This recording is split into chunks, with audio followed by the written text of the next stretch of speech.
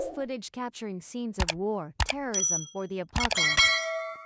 Con Ha is certain that any viewer watching this would have similar questions. But in reality, this video records images of a horrific explosion at a chemical plant in Pasadena, USA, which claimed 23 lives and injured hundreds more. Was it an unavoidable accident or the consequence of disregarding workplace safety? Join Con Ha and the investigation team to uncover the mystery behind the terrible tragedy at the Phillips chemical plant in 1989. And as usual, before getting into the main content, don't forget to like and subscribe to the Realm of the Unseen channel to support our team. Thank you very much. On October 23, 1989, a horrific disaster occurred at the Phillips chemical plant in Houston, USA.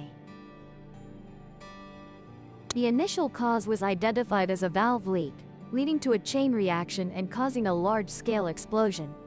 This disaster showed the catastrophic consequences of neglecting workplace safety. Phillips' massive chemical complex was located in Houston, Texas. On a late autumn day, workers were performing routine maintenance on reactor number 6. However, this process, while not overly complex, required absolute precision and caution in every minor detail. Inside the reactor was a mixture of various flammable chemicals, kept under high pressure. A single small mistake was enough to make everything vanish before their eyes. Initially, the maintenance proceeded smoothly as usual until a sharp, piercing sound tore through the factory's quiet atmosphere. The sound resembled a sudden pressure release, accompanied by shouts. Chemicals from reactor number 6 violently escaped, forming a huge cloud filled with flammable vapor that enveloped the entire plant area. Knowing that just a small spark could cause a massive explosion, the workers panicked and scattered in all directions. Just 2 minutes later, a seismic center in Houston, not far from the plant, detected a strong tremor. Above Pasadena, where the Phillips plant was located, a giant black smoke column rose and billowed, a warning of the disaster that had just occurred. The Phillips chemical plant was situated within the industrial area along the Buffalo Bayou Channel, and this was a massive complex including many operating subplants. Facility number 5, where the accident occurred, was equipped with advanced production technology and was always highly rated for adhering to standard production processes as well as safety and hygiene. But was that really the case? In reality, behind that modern and glossy exterior lay a sad truth. To save costs, Phillips did not hesitate to hire subcontractors and untrained workers for the most difficult and dangerous jobs. This decision led to a large portion of the workforce facing hazardous working conditions. While receiving significantly lower wages than official employees, and without health insurance and pension benefits. The disaster that day was the inevitable consequence of cost-cutting and neglecting workplace safety. Reactor number 6, where the accident occurred, was used to produce high-density polyethylene, or HDPE. Known as the main material for making plastic bottles and food packaging. It was 45 meters tall and had a closed loop shape, so it was often called a loop reactor. Inside the reactor was a mixture of chemicals like ethylene, isobutane, hydrogen, and hexane. They were heated to over 100 degrees Celsius, reacting under more than 40 atmospheres of pressure to produce HDPE plastic pellets. After production, the plastic pellets would settle in the settling pipes, ready to be transferred to storage. However, due to the nature of the operation, the plastic pellets frequently stuck and accumulated in these pipes, causing blockages and affecting the system's performance. Therefore, according to safety regulations, these settling pipes had to be manually cleared periodically. Particularly, they had to work without being allowed to stop the reactor's operations. To clean the settling pipes while keeping the reactor running, workers had to use a specially designed valve. According to safety regulations, the clearing procedure was only permitted when all 6 settling pipes were blocked. On October 21, 1989, 2 days before the disaster, the worker team carried out preparation steps for cleaning, Specifically, they closed the valve of the settling pipe and confirmed the signal light turned red, meaning the valve was tightly closed. Then, the workers removed 2 gas pipes and used a mechanical lock to secure the valve in a closed position, preventing chemicals from the reactor from flowing through during cleaning. Next, they were supposed to open a second valve at the bottom of the settling pipe to completely remove the plastic dust. However, this team decided to postpone this step until the following week due to other tasks that needed completion. So, were they too overconfident, and was this decision the cause of the disaster? Just 2 days after the settling pipe clearing was postponed, the disaster struck. According to the investigation results, on Monday, October 23rd, all 40 tons of flammable chemicals, accounting for 99% of the total chemicals in reactor number 6, had leaked into the environment. What is more frightening is that everything happened in just 1 second. A cloud of highly concentrated flammable gas quickly enveloped the entire factory area. The alarm blared deafeningly, as if it were already too late. The sound of a massive, shockingly terrifying explosion rang out immediately after. The explosion caused the entire industrial zone to shake. Metal debris From the factory scattered dozens of meters away, falling like rain. A witness present at the time of the tragedy recounted in horror. Metal fragments were flying everywhere. I was thrown far, very far away. I was terrified and could only run for my life.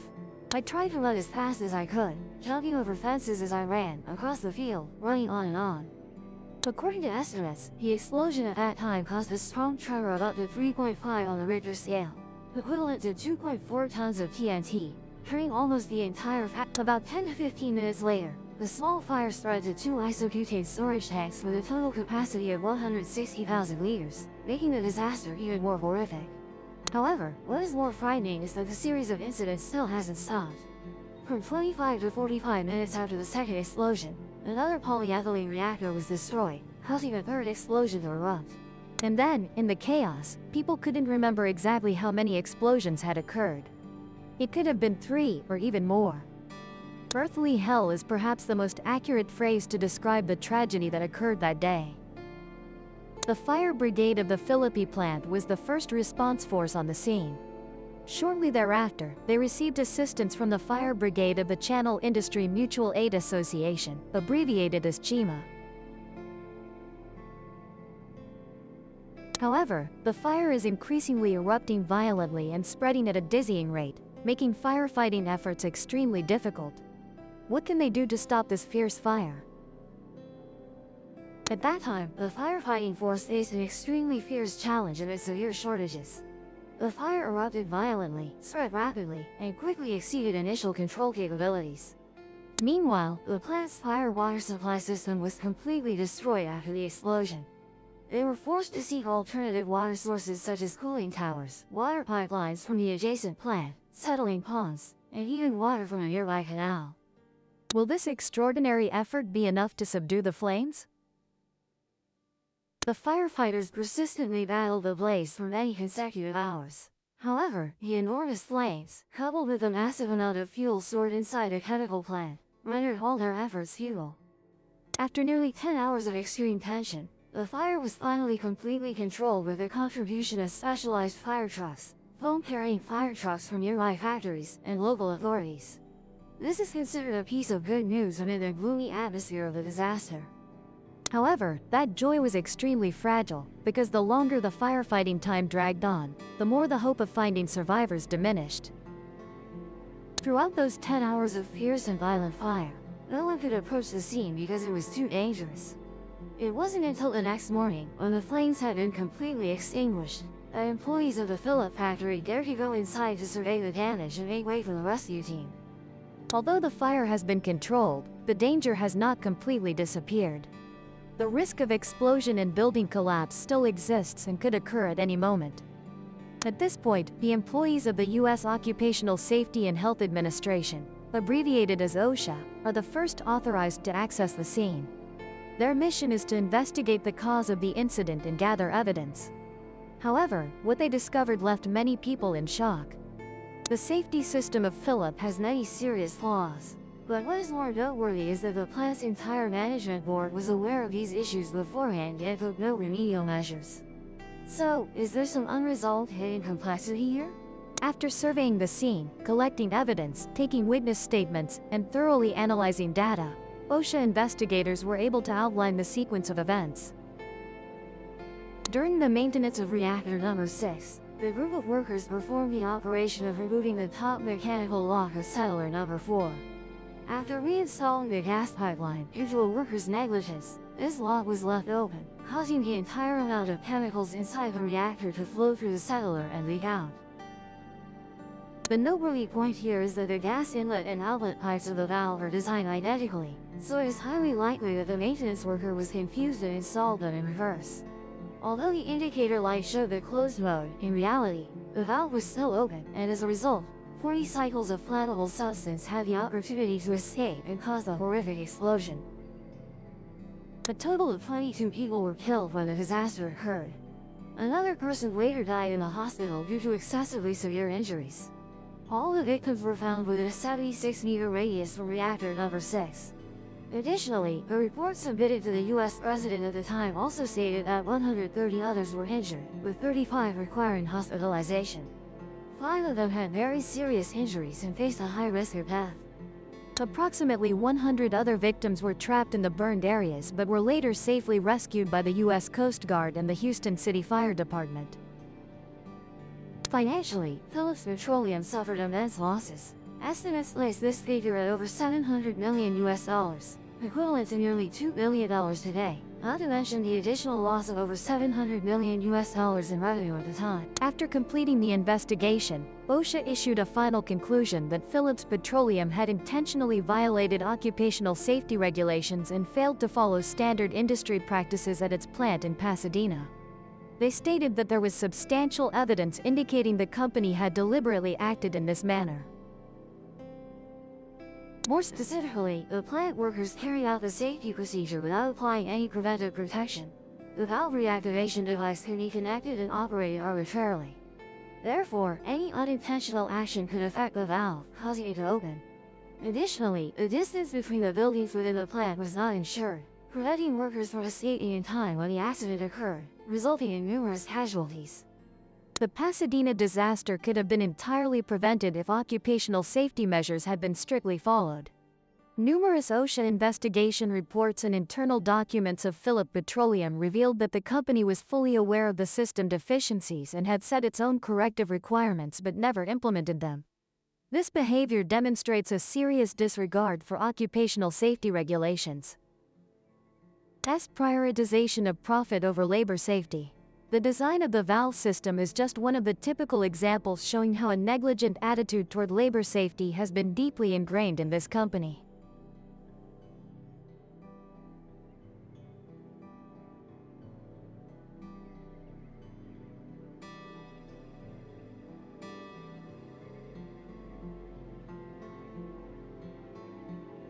Just 2 months before the tragedy occurred, a group of Phillips subcontractor workers arbitrarily opened a pipeline of a storage tank without being able to disconnect the gas line. As a result, the flammable chemicals inside leaked out and spread to the adjacent area, injuring 4 others and killing 2 more people. Mo Nyan Ding Kua Na Vedal Tiang Desao Yik Kong Nyan Bao Fu Sudang At Lu Kua Lo Fan Hung De Kak Pup Zuko Jian Bai Tak. Mo Han VV Fan Yin Trong Kak Kai Tran Tong Va Tian Ui Ko De Wa Kak Vu No. Loi Desao Ne Kang Bang Den Rang Philip Petroleum Da Da Loi En Wan Len Tran Suen Tong Kua Noi Lao Dong Gan Den Nung Hao. After completing the investigation into the horrific explosion in Pasadena, OSHA concluded that the Phillips plant inadvertently violated 566 occupational safety regulations and 9 serious violations. The penalty proposed by the organization for this company amounts to $5.7 billion US. Intentional.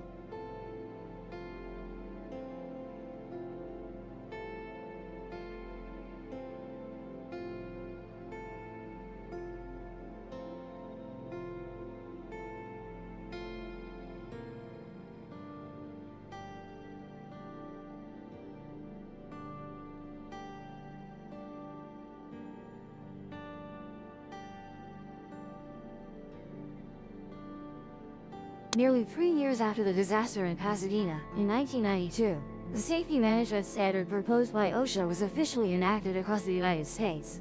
It created a revolution in the petrochemical industry, promoting the design of production processes and the implementation of occupational safety. As a result, the working environment in chemical plants, including Phillips complex in Pasadena, has significantly improved and become much safer. Unfortunately, the dark days of the Pasadena plant have not yet ended. Despite efforts to improve workplace safety, in 1999, another explosion occurred, killing 2 contract workers. They were burned alive by molten dye with temperatures reaching 260 degrees Celsius. Just 1 year later, another worker lost their life in a separate explosion. The costly lesson from the 1989 disaster in Pasadena seems to have remained only on paper. It could not curb the greed of some business owners who still prioritize profits above all else, leading them to neglect safety measures and posing hidden risks to workers. Occupational safety is a perennial issue but remains ever relevant.